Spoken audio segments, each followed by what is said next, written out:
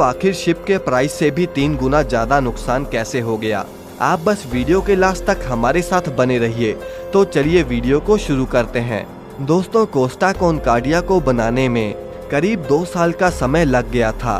950 feet लंबी इस ship में करीब 4900 लोग बड़े आराम से ट्रेवल कर सकते थे और इस शिप में करीब 1500 से भी ज्यादा रूम्स थे।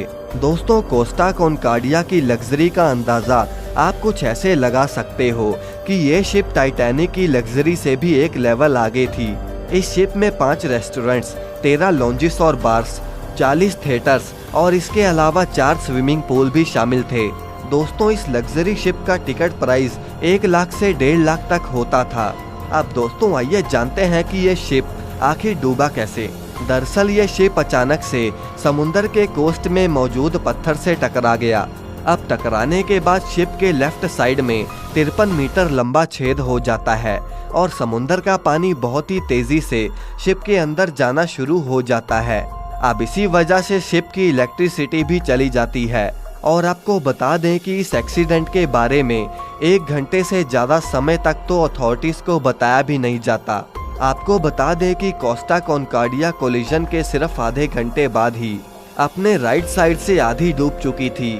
दरअसल कैप्टन फ्रैंक स्कैटिनो, जिन्होंने ऑलरेडी ये रूट ट्रेवल किया था, उन्होंने ये फैसला किया कि वो नॉर्मल रूट से नहीं बल्कि शिप को समुद्र के किनारे से लेकर जाएंगे और इसी वजह से ये शिप पत्थर से टकरा गई। दोस्तों, आपके मन में भी ये सवाल आ रहा होगा कि आखिर उन्हें ये पत्थर अपने रडार सिस्टम में क्यों नहीं दिखा। दरअसल कैप्टन ने तो नेविगेशन सिस्टम ही बंद कर दिया था। कैप्टन का ये कहना था कि उन्होंने ये रूट इतना बार ट्रेवल कर लिया है कि वो तो अब इसे अपनी बंद आंखों से भी पार कर सकते हैं। अब क्रू मेंबर ने बताया कि उस दिन तो उन्होंने अपनी आंखों का भी चश्मा नहीं पहना था। अब दोस्तों, जब ये एक्सीडेंट हुआ तब शिप का कैप्टन ही सबसे पहले शिप को छोड़कर भाग गया।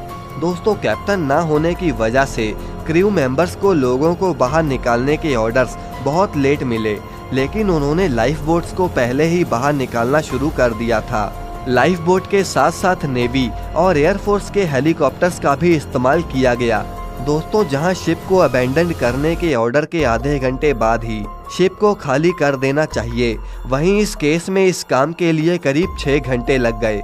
अब दोस्तों, इस शिप के स्क्रैप होने में ही करीब 5 साल तक का समय लग गया। दरअसल जब ये डूबी तब सबसे पहले इसका फ्यूल निकाला गया ताकि स्क्रैपिंग के दौरान उसका फ्यूल पानी में रहने वाले जीवों को नुकसान ना पहुंचाए, जिसमें उन्हें करीब 2 महीने का समय लग गया।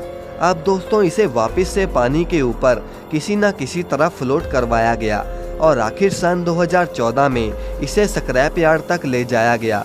अब इतना सब होने के बाद जाकर इसे पूरी तरह रिसाइकल किया गया, जिसमें टोटल 8000 टन के मटेरियल को डिसमेंटल किया गया। दोस्तों, जब यह शिप डूबी तब इस कंपनी के शेयर्स करीब 16% गिर गए, जिससे उन्हें $95 मिलियन का नुकसान हुआ। इसके अलावा उन्हें इंश्योरेंस एक्सेस में करीब $30 मिलियन भरने पड़ गए।